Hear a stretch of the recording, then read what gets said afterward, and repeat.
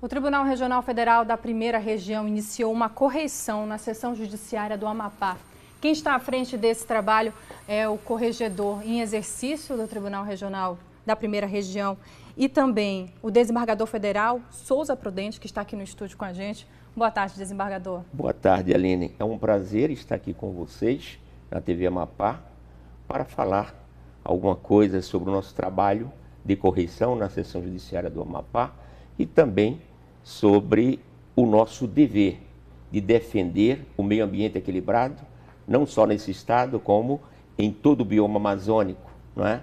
Sobretudo no combate ao desmatamento, cada vez mais crescente neste cenário.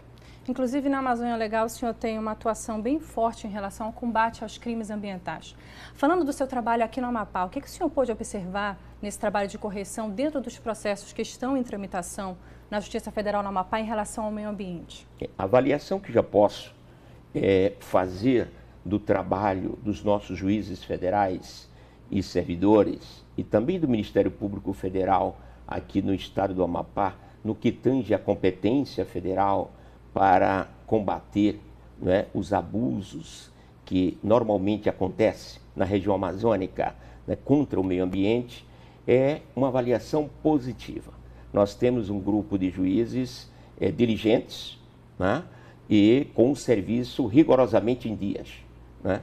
Temos também juízes novos, recém-empossados aqui no estado do Amapá, que já trazem toda uma formação voltada para uma jurisdição que se impõe em defesa do meio ambiente num estado que é um dos mais preservados, diga-se de passagem, na região amazônica, em termos de preservação ambiental, que é o estado do Amapá. Mas alguma coisa já começa a nos preocupar. O que seria? Que é o avanço do agronegócio, né? O agronegócio que tem que estar, digamos assim, delimitado nos quadrantes do que dispõe a Constituição da República Federativa do Brasil, guiada, né, pelos princípios dirigentes do meio ambiente sustentável, a começar por aqueles postulados da Convenção de Estocolmo, da ECO 92, né, da Convenção de Paris, da Convenção sobre Biodiversidade de Cancún, no México, recentemente realizada em dezembro do ano passado, de que participei como delegado da ONU e também representando a Universidade Católica de Brasília, onde tenho 2 linhas de pesquisa em nível de mestrado estrito sensu: Direito Ambiental e Sustentabilidade e tutelas processuais de urgência em defesa do meio ambiente no microsistema das ações coletivas. Desembargador, falando desse avanço do agronegócio e dessa preocupação da Justiça Federal, de que forma é que esse processo ele tem que ser acompanhado não só pelo Poder Judiciário, mas também pelos outros poderes e mesmo pela sociedade civil, para que a gente não tenha um crescimento desordenado que seja extremamente prejudicial ao bioma amazônico?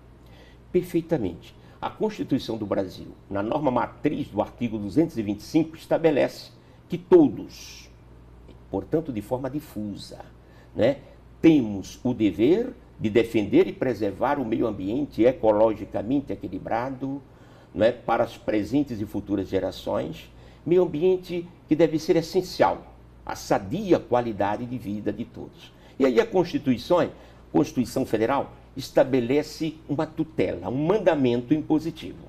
Impõe ao poder público, e poder público não é só o poder legislativo, mas também o poder executivo nos seus diversos segmentos, e o Poder Judiciário, também federal, estadual, distrital, e os órgãos auxiliares da Justiça, Ministério Público, Defensoria Pública, enfim. A imposição constitucional oficial traça, no parágrafo 1º deste artigo 225, o chamado Poder de Polícia Ambiental Constitucional.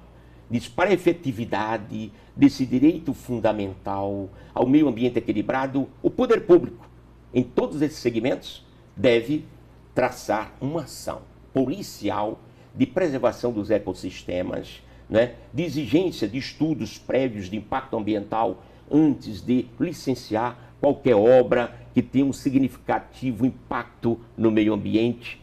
E também o poder público tem que efetivar uma política determinada pela Constituição da República, que é a Política Nacional de Educação Ambiental, que até hoje não foi implementada no Brasil, a despeito de ser legislada por uma lei federal. Verdade. Portanto, nós temos uma tarefa enorme, Aline, pela frente. Falando dessa tarefa, a Justiça Federal ela começou a instalação das varas ambientais, justamente para avaliar, acompanhar e julgar esses casos ligados principalmente ao dano ao meio ambiente. O senhor acredita que aqui no Amapá há necessidade já da instalação de uma vara como essa? Acredito. E tenho defendido, né, esta posição. Até porque temos varas ambientais no estado do Pará, onde a devastação é bem maior, não é? E em outros estados também, onde esse fenômeno acontece. No estado do Amapá, onde a preservação ainda visivelmente nos dá uma certa tranquilidade, mas nós temos que aplicar o princípio alfa do meio ambiente, que é o princípio da precaução. A instalação de uma vara ambiental, como já prevista em lei, só por isso mesmo, em regiões como Laranjal do Jari, tá? Ou mesmo no Oiapoque, né? No extremo da fronteira do Brasil, né? Com as Guianas, veja que a presença do juiz ambiental, ele já é uma presença inibitória do abuso, da agressão ao meio ambiente, né? No combate à grilagem, à poluição e ao desmatamento. Então, uma vara ambiental se impõe também no estado do Amapá. Agora, um registro importante. Lamentavelmente, o histórico das varas ambientais federais instaladas por determinação legal tem sido um histórico, eu diria, fracassado. Por quê? Em razão de um instrumento que ainda subsiste no Estado Democrático de Direito, já teria que não mais existir. É o Instituto da Suspensão de Segurança. É um instrumento político que autoriza ao presidente de qualquer tribunal do país a cassar politicamente, não é juridicamente, não é, a uma decisão de um juiz de primeira instância, um juiz federal numa vara ambiental. É isso que tem acontecido, como aconteceu agora lá em Altamira, no estado do Pará. Uma juíza federal cujo sobrenome é Valente e honra o seu nome de Valente, né? Ela proferiu uma belíssima decisão, né? Cassando a licença de operação outorgada pelo IBAMA, né? Ao complexo hidrelétrico Belo Monte. Belo Monte é um esqueleto ao céu aberto. Belo Monte ainda não conseguiu instalar sequer as linhas de transmissão de energia que já deveriam ser instaladas, mas não foram instaladas, é a grande pergunta.